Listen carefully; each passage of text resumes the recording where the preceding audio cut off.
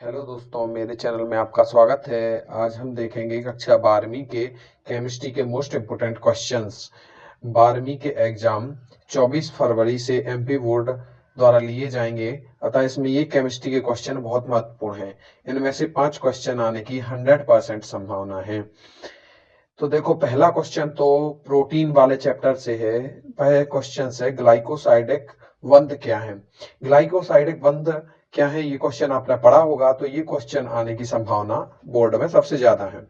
फिर second question है, परिवर्ती ध्रुवण आघूर्ण क्या है। परिवर्ती ध्रुवण क्या है, इसे हम म्यूटा रोटेशन भी कहते हैं।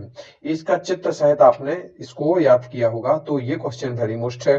इसके बाद थर्ड क्वेश्चन है हमारा, जटर आयन।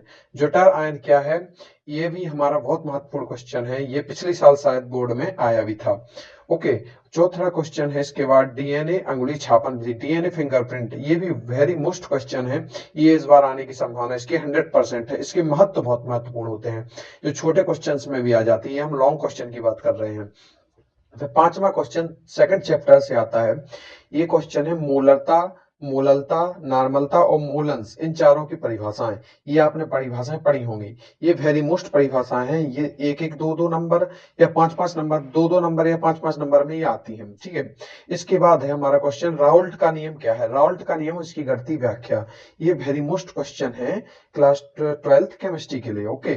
फिर है आदर्श और अनादर्श विलयन। आपने इसी चैप्टर में आदर्श और अनादर्श विलयन, ये दोनों विलयन पढ़े हुए। इनके उदाहरण तीन तीन चार चार उदाहरण आराम से आप याद करके जाइए। ये आपके पेपर में आराम से पूछे जाएंगे, 100% पूछे जाएंगे। ओके।